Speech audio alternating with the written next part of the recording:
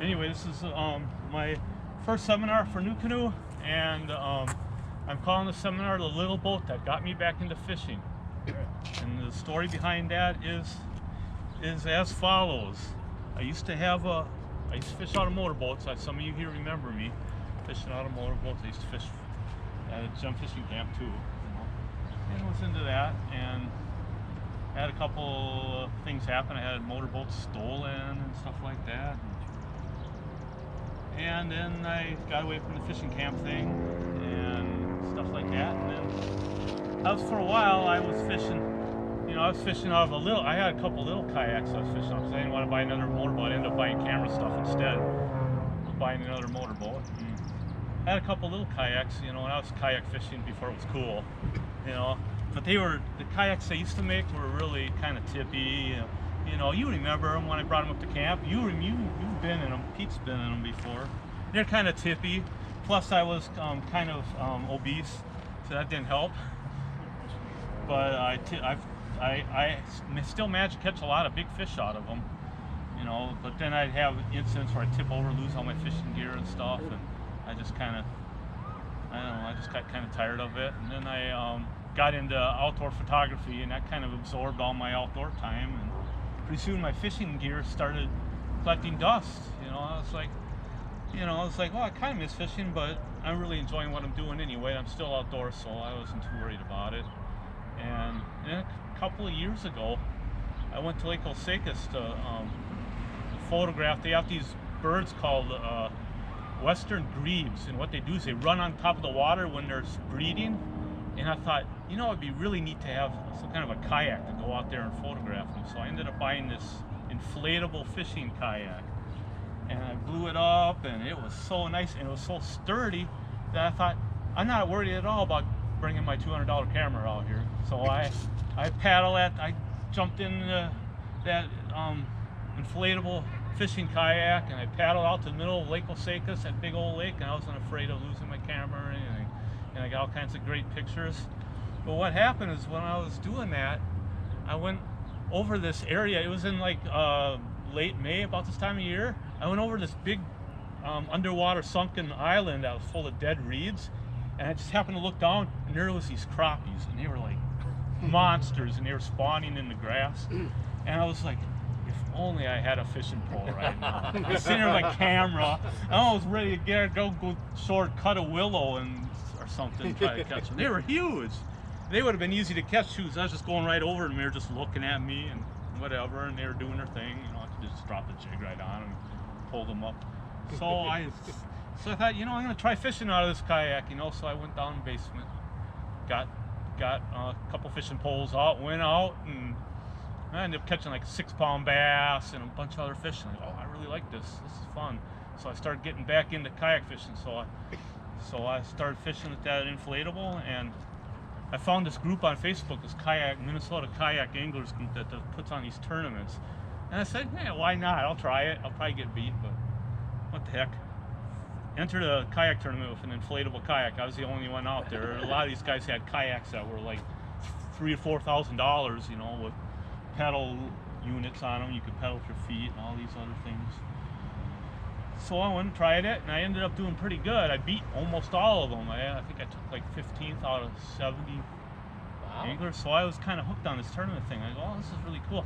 The only problem with the inflatable kayak, it worked okay, but it was really kind of a pain to, really a hassle to tear. I had to tear it apart and stuff it in my car, and then when I was ready to fish, I had to get it out, put it all together, and stuff like that. And it was really kind of tough, but I got through it for I did it a couple times. And I thought, I think I'm just gonna get a regular kayak. And a friend of mine down in La Crosse says, hey, why don't you try one of these Nucanoes? And I go, new what? And I was like, oh, a Nucanoe, okay, I'll try it. And so I drove down and tried it out, and I ended up tying it to the top of my car and bringing it home. And it was called the Nucanoe Flint. It was a little smaller than this one, but it was really nice. And what was really nice about it is I could bolt things onto it. I had a chair already on it. I didn't have to take it apart, so I didn't have to arrive at the lake an hour early before everybody else and put it together. And it worked pretty good. And I fished a couple more tournaments, had some good success, caught a lot of nice big fish. and I thought, okay, this is pretty cool.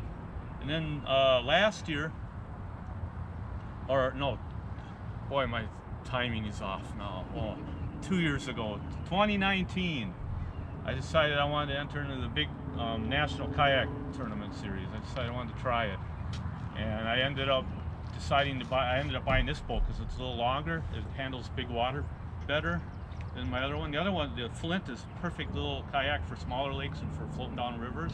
But I decided, because a lot of these tournaments are down on some of those big impoundments down in Missouri, where the wind can come up and stuff. I wanted a boat that could really cut through the waves and the wind, so I ended up buying this one. This is a new Pursuit. It's about 80 pounds, and I put it on my car for a few times, and I decided, you know, it'd be a lot easier to have a trailer, so I ended up getting a trailer. It's a lot. I can still get on top of my car, but it's a lot easier to just drive back into the lake and just push it in the water. So I decided to do that, and I had some pretty good success on the national trail. It was called the Kayak Bass Fishing Trail, and fished a bunch of tournaments, and I didn't win any, but I did pretty good in a couple of them. I had one, took 5th place, I believe, and won like $800. And then they had one down the river backwaters down by La Crosse, and I did really good. I took 7th place, but I also got the biggest bass of the tournament. So I did that, and then I fished another one on Mark Twain Lake. That's an impoundment down in Missouri. I did pretty good. I lost one big fish in that tournament that would have got me the money. But I kept fishing them because I was still in the running for Angler of the Year. So I just kept on going and fishing them. And then they had the regional finals. They have 4 regions in the United States, and they had the regional finals in Table Rock Lake in Missouri. And I went down and fished that, and had an okay first day. This is a 2-day tournament. I had 11th place the first day, and then the second day. What's funny is sometimes it's good to enjoy the sober life, because I was sitting by the campfire and some of the other fishermen were having a few beers, and they started blurbing about how they were getting their bass. And I was listening to them, and this guy goes, "Yeah, you got to go down, got to go all the way down the end of these creeks because there's colder water coming in the creeks. The water temperature on this lake was in the 90s. It was hot." And so I said, "Oh, I'm gonna listen to, you know what? There's no way I was gonna win with the pattern I had on. I'd maybe make top 10 at best." So I just totally threw out everything I learned and listened to this guy who was drunk, just to see what you know. He probably is lying, but what the heck? So I did that, paddle up into this creek, and sure enough, my temperature gauge also went down to 80, where the cold water is coming. I saw these big swirls, and at first I go, "Oh, they must be carp." Well, they weren't carp. They were huge bass. So it's like, oh boy, first bass I got was 17 inches, second one was 19. I was like, oh, I was doing good. Then I cooked about a 15-incher, and I got it up, and I go, well, that's a good one too, not as big as the other two, but it'll help. These are largemouth. I got some smallmouth in practice, but I wasn't able to find them game day. But got this 15, and how you do a tournament is what you got to do is you got to have a camera on your phone that gives the location, and you put them on this thing called a catch board or a hog trough, and you got to have they give you a thing to print out for the night before, where you got to put it down in the picture, and then you got to put the bass on there, and then you got to, you know, I know now to do it on the floor now, but at the time I was sitting on the chair and doing that on my lap. Some people already are guessing what happened. Well, I had somebody gave me a tip, just put the net over there, so if a fish jumps off the board, it'll land in the net, you know. So I've had a few do that, try to jump overboard, and they land in the net perfectly. I go, okay, I got a system now. Well, I had this 15-inch bass. He was really floppy, and I was trying to get a picture and trying to get it focused, and all of a sudden, he flopped straight up over the net into the water. And it was crazy, because the water's only that deep, because I was drifting as I was reeling in. I drifted up onto a sandbar, and there he was sitting in the water looking at me, you know, kind of half like that, because it was real shallow. And I said, "I'm going to get you." And I grabbed my net, and I jumped out of the boat, and I started chasing him around. Boy, that would have been I wish I was shooting video back then.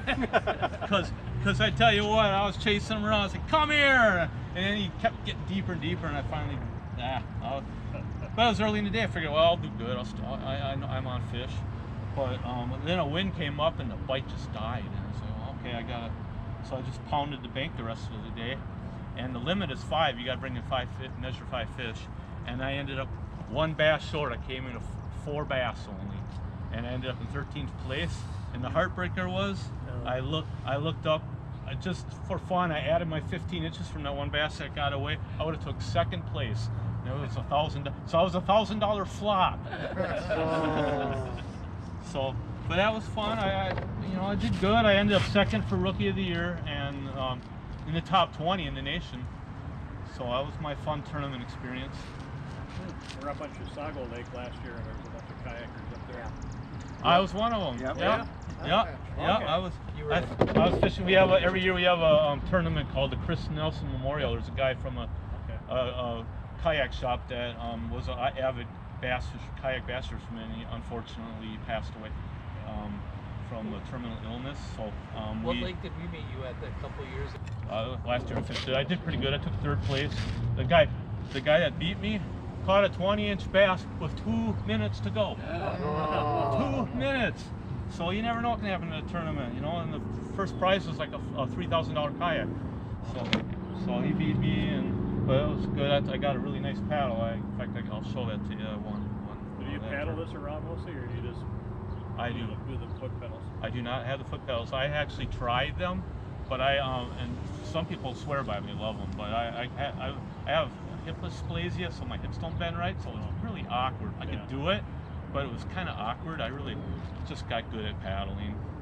Is that why? Is it because of your hips? Is that basically why you don't have foot pedals? Well, I can do there's a boat called the Hobie where the pedals just go like that. Exactly. I can do that one, but that boat is like over $3,000, so I want a nice boat, nice Hobie, and this thing gets me around fine.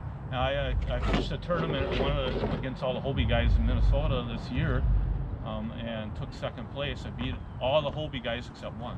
It's just paddling. So I don't need a foot. Anybody tells me I need a foot pedal, I go, you must have one you want to sell me. Yeah. But anyway, that's how we do our bass tournaments. But this is how I get around in my Nucanoe. There's 3 different ways. So you have a foot pedal system. You can actually mount it on there, and it has a prop in the back. It's called a pivot drive. What are those pedals for there? These are just to brace my feet down for leverage when I'm paddling. That's all these are. They're foot braces. I bolted on there. Those are Nucanoe too. But this is what I won last year at Chisago for 3rd place in the bass tournament out of 70 boats. Really nice paddle. Just a 2-piece. I put it together like this. Hey Mike, how much is a boat like this? This one, I bought it. It was a demo at Clearwater Outfitters. I think I paid like $1,300 for it. I think new they're like 15. Looks like you need a little silicone. Yeah, they do. They go together better when I'm paying attention. like that. There we go. That's why I like that. And this is something I like to use. It's called a paddle leash. Because I like to go on rough water. I know I don't know if you see me, but I've gone out in Lake Superior, lake trout, trolling for lake trout, and you don't want to lose your paddle when you're out there. You don't want to be busy fighting the fish and not notice something's missing, and then all of a sudden you look, where's my paddle? There's a new invention for you. A fold-up paddle you put in storage. Emergency paddle. This is what I use to do my Nucanoe. Now there's a lot of the tournament guys. There's certain tournaments like Bassmaster's got a kayak tournament series now where they let you use an electric motor. So a lot of the kayak bass tournament guys now are actually using a bass boat type motor on the front of their, with a smart motor push button. Plus there's some people that are like disabled that use them too. I know this one guy is on the Nucanoe team that he cannot use his legs, but he can sit in his Nucanoe all day as long as somebody will put him in the water. And he's got one of those motor guides or whatever they're called with the GPS on the computer, smart motors, and he'll sit in that thing and he'll fish all day. Is that a mount right back there on the stern? Is that what that's for? Yeah, you can mount a plate on it and mount the Put a motor long on it. extension arm on it. Just go all day. Yeah, and that's another thing people do. You can put up to a 2 horsepower Honda motor on these things. Oh, wow. So I laughed at it. I go, I like the simplicity of just having a paddle, but something made me think. A friend of mine bought one last year. You know, I used to always go on these trips where we'd get in a van and all bring kayaks up and we'd float down the river, but last year everybody was worried about getting sick. So I couldn't do any river floats last year. Well, a friend of mine's got a Nucanoe, and he bought one of these Honda motors, and he put it on there, and he goes buzzing up the river, and then he can float back down the river all by himself. And I go, you know, man, it's not such a bad idea. Maybe one of these days I'm going to get one of those, you know. So these will take a small motor or a trolling motor. In a tournament? Huh? Is that legal to have a motor in a tournament? Electric motor, you can, yes. The gas motor, no. I would use the gas motor just for floating the river. So do you see a lot of guys showing up with electric motors now? Yeah, a lot of the guys, almost all the Nucanoe guys. I'm one of the last holdouts that's still using a paddle.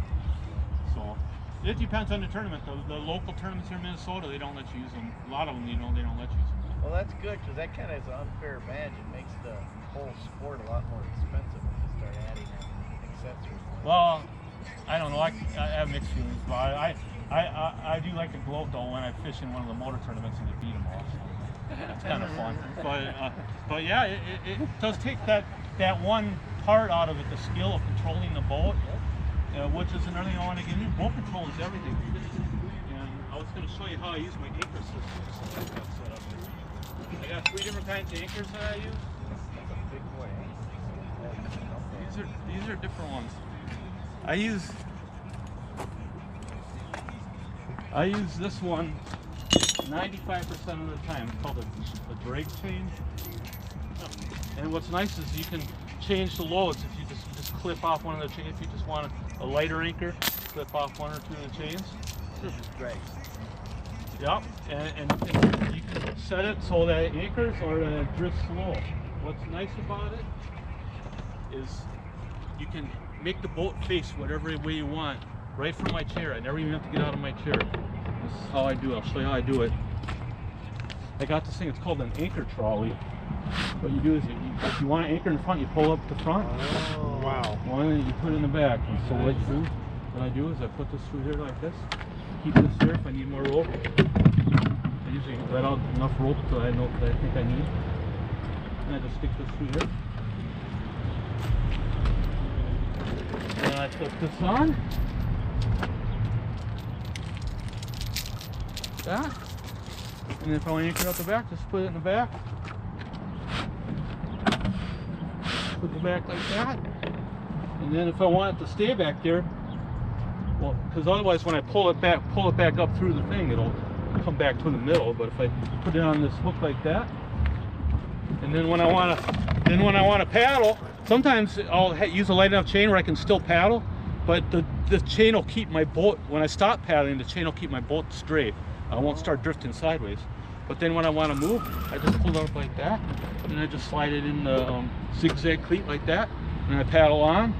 And then when I get back to another spot I want to fish, just drop it again. Did you invent that, or did it come up? No, another guy from Nucanoe, Eddie McCrae is his name. He put a video and he showed how he did it, and I go, that's what I'm doing. Because, see, that's solid there. So then if you want to anchor, this is great in both lakes and rivers. For lakes in the wind, and for rivers if you want to fish up current or down current. That's great. This will so if I want to fish up current, I'll pull this all the way to the front. Is that enough weight to hold it? Depends on the current. Okay. That's where I'm going to get to my other anchors. Oh, okay. This weight, if I got all my chains clipped on, they will hold me usually. But there's a surface there. Now I anchor from the front. Now there's 2 situations where I might need a heavier anchor. This is a 10-pound. What do they call these? Kettlebell. You can work out with them and all that, but you can also anchor. No current in any river stops. I don't drift in any river when I put this on, all right? Just put it on the same clip and do the same thing. That thing's solid. Then if I'm in a lake and it's really windy and I really want to stay anchored in one spot, you know, I'll use this one then, because this will grab onto the bottom and keep me anchored. You know, so those are my other. These are the other 2. Like I said, the chain 90% is what I. Do you figure out what you want ahead of time and just bring one anchor with you? A lot of times, yeah. A lot of times I know this is just a chain day. Or it's super windy.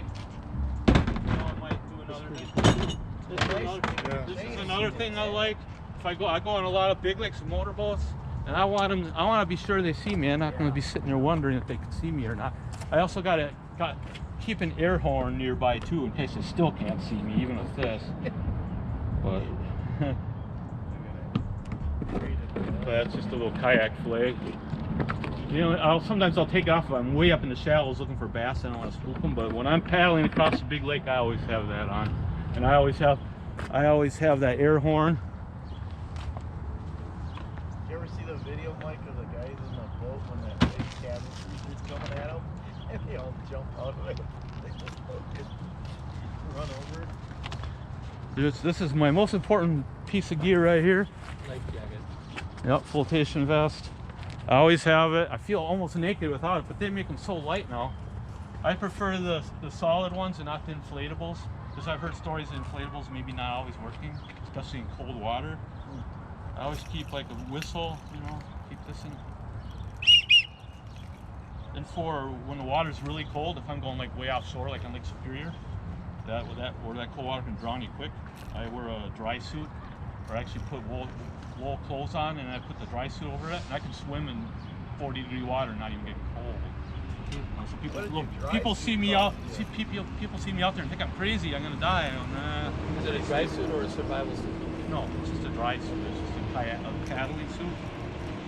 Oh, I've tested it. I've tested it in Lake Superior, and I've tested it in Lake Mille Lacs a week after the ice went on. I went swimming for like an hour, and I didn't even get cold. So. How much did a dry suit cost you? Oh, it wasn't cheap, but I tell you, my life is, and the freedom to be able to go places that otherwise would be unsafe to go, is more than priceless. All right. Are you catching Lakers? Huh? Are you catching Lakers? I did get some nice Lakers last year. Yeah. What'd you put in? Huh? I put in. The best luck I had I was putting down by one of those small rivers that flows out of Wisconsin. I had a Wisconsin license last year. Okay. All right, this is kind of overkill. I mean, but it works great. I bought it when I wanted to fish these big tournaments. But it's just a low ramps, and it's got the side imager and everything. So it's almost like fishing out of a big boat, except just a little bit smaller screen. I wouldn't want to screen that really good. Stick that on there. This is what I do when I get ready to go. This is called a yak attack. Makes all kinds of neat things for kayak fishermen. This is called a cell block, and it's actually got an arm to mount your transducer on and everything like that. Put it like that, and I just unscrew it and bolt it on. Nucanoe's got these things they're called freedom tracks, where you can bolt any kind of stuff on it. I can bolt my sonar on there. And I'm not going to bolt it on now. I'm not going fishing, but you know. Another good idea to have is a boat tether if you're going on rough water. The most important thing is you want to stay with your boat. If you get thrown out of your boat or something like that, you don't want your boat to drift away from you. So if it gets really rough, I'll clip this onto my vest, and I'll clip this onto my boat, and if I fall out, at least I'll know I won't be out there swimming without my boat. At night, it's a good idea to have a light. Now, since I don't have a motor, all I need is a white light. If you got a motor on there of any kind, then you need the navigation lights too, and you need your registration numbers on there if you got a motor. So I don't have a motor, so I don't have to worry about that. I like the simplicity of just paddling one motor and none of that. Is that easier to handle than a canoe, you think? Well, it's a lot safer and it's a lot more sturdy. Okay. Yeah, I mean, It's got good stability though. it is, and it's basically unsinkable. I mean, I can flip it over and then just roll it back over and climb right back on it. If you roll over a canoe, you're gonna have a lot of fun getting that thing all the water out of it. Yeah. You know, so I'll go a lot of places where I wouldn't go in a canoe. Now, where I go in a canoe, where I wouldn't go in this, would be the boundary waters. I would not want to portage this thing. No, that's one thing about Nucanoe I'll say. They are heavy. So that's basically what I do when I get to the lake. I hook up my stuff and get all my gear ready, get my poles and stuff, and throw it in the water, and I'm off.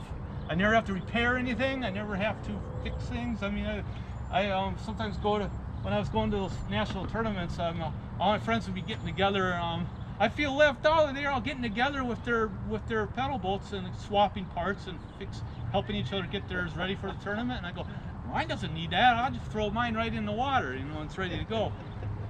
So I was just sitting around and shooting the breeze while they're fixing their boats. So that's my setup. And so if anybody's got any questions or anything like that, I also, if anybody's interested in trying one out, you just let me know. I'll let you put it in the water. If you got a trailer hitch, you can just take it and go, or if not, I'll bring it down to the water for you and you can try it out and see if it's your thing. It's not everybody's thing, but some people get in it and they'll never go back to a motorboat again. How many rods do you take? I got two rod holders, side rod holders on each side.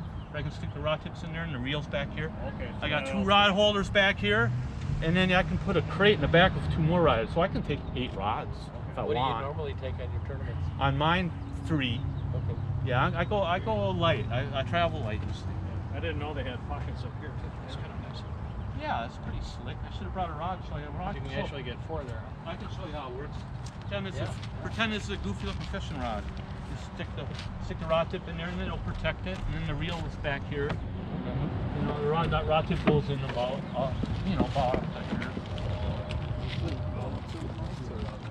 It's got some foam blocks. We're going to ask you about. I also got a pump in here. That's another good idea. In case I do hit something and start keeping the water, you wanna, if you're offshore, I mean, if you're near shore, it doesn't matter. I got the pump here, so I can go like this and build it out. Do you ever carry like a battery or anything for all your accessories? I got it right. My battery's right here. It's Lithium? contained.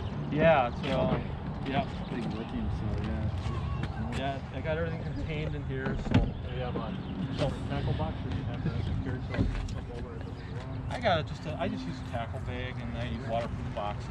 And Yak makes this? Yak Attack makes it. Yeah. So I noticed too, you don't have any rudder system. I do not have a rudder. I have not needed one. I've been out in, I've been out 30 mile per hour winds. I've been out waves up to 4 feet. And I've never said, oh, I wish I had a rudder. I'd be so much better off. This thing just handles really well. I mean, if you put a pedal or a pedal system in it, that has a built-in rudder that goes in the back, and it turns on a dime when it has that. What does this base model cost, Mike, for the... What? What is the base model? It's on a 15, you said? 15.9. That's not really bad because it's laid out well. Yeah, I really like the open bow. A lot of fishing kayaks have all kinds of accessories, and they have things in the middle, and this gives you the freedom to rig it up the way you want. You got a hole in your boat. Personally, I got a hole in my boat. Oh no! Right in here, little scupper holes. Yeah. Does this drain really good? Yeah, it drains real good. In fact, I even got pictures of when I was going off the beach in Lake Superior. I got some great pictures from that GoPro camera back there. It was rolling video. I hit a big wave, and one of the frames you can see the wave right here, and just the tip of the boat getting sucked in it. And then the next frame, the whole boat is completely covered. It's a good thing I had my dry suit on because I would have got wet. And then I just kept paddling with all that water, and it was all, and in about 10 seconds it was dry. Your electronics doesn't mind the water? It hasn't so far. It's been fine. I didn't take my electronics out on that day. I was just all paddling for fun on the computer that day. You've intentionally flipped this. Really? Oh yeah. You go to my videos. I got a video on how to flip it and how to get back onto it. It's really hard to flip. Is it? But How wide are yeah, you? I mean, I tried to flip it by just going like that, because I had a guy videoing, because I had some guys help me make the video about what to do when you flip. And one of the times I tried it, I tried so hard to flip it, and I ended up falling out, and then the boat just stayed right. I was like, no, I failed. And then the second time, I was able to flip it by, I was sitting in, I was leaning over as far as I could, and then I reached over and grabbed one of the side handles and pulled it right at the same time, and I got her upside down. Do you find yourself standing up in the boat a lot to Oh yeah. land a fish? Oh yeah, whenever I'm comfortable. I like to sit down a lot and fish, but How- sometimes I'll stand up like how when I'm wide are musky you? fishing. Huh? How wide are you? How wide? Width?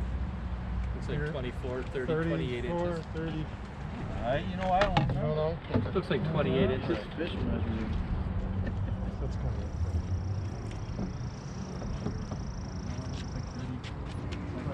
32. A little wider back here, even back here. Yeah, That is good. Well, if you go They from make a, here, if you like a wider one, they go got from one here called the to Frontier. It's a 36. wider boat, and they got another almost, yeah. Nucanoe called the Unlimited. It's their newest one, and a lot of people are like it for the motors. I like the narrower Pursuit because I paddle.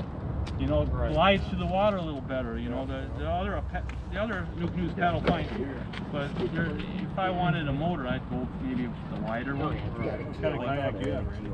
I have a big fish, 106. Okay. Did they make a two-person? Yeah, you could get two people in this one. Oh, you can. The Frontier would be better for two people. Two bigger people would fit in the Frontier. Two little guys like me would fit in this thing, no problem. Is that a live well? It is not, it's just a Storage, hatch. dry storage. I usually, if I'm out for some meat, I'll put a little cooler in the back. Some ice. Throw them in the cooler. So I can get some small Fun. nuggets, some panfish that It does. It looks like fun. like to keep them. You put them Or on you a do string that or with your no? boat, with your motorboat, just because of the rules they have now about live wells. Yeah, I usually just throw them back. In the summertime, once muskie season opens, that's pretty much all I fish for now. I've caught so many other kinds of fish.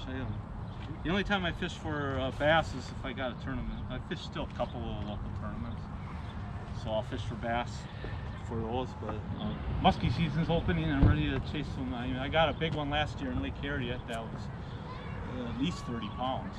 Yeah, weighed, but it was so big I couldn't lift it. I tried to lift it for the camera, and I had the seat. I had that camera on. I had the seat. I wish I would have folded the seat down. I started to lift it, and it started to go, and there was nothing I could do. He just Slipped out the other side. Electronics last all day then? Yeah, about 8. I get usually about 8 hours out One of of it. those little 12-volt rice holes. Yeah, it's Like a same ones you use in high school. yeah, it's a lithium. It's a amped Yeah. outdoors. They make a really good battery. You guys are one on of my- Facebook. Friend Mike Compton. He posts those all the time. Yeah, go to my Facebook or go to my YouTube channel, Fish Chasers. Well, Fishing Adventures, yes. thank you, Mike. Thanks. Yeah, Thanks. You're welcome. Anytime anybody has any other questions, just let me know, or if you want to try it out. Beautiful. Are they sold out for the year?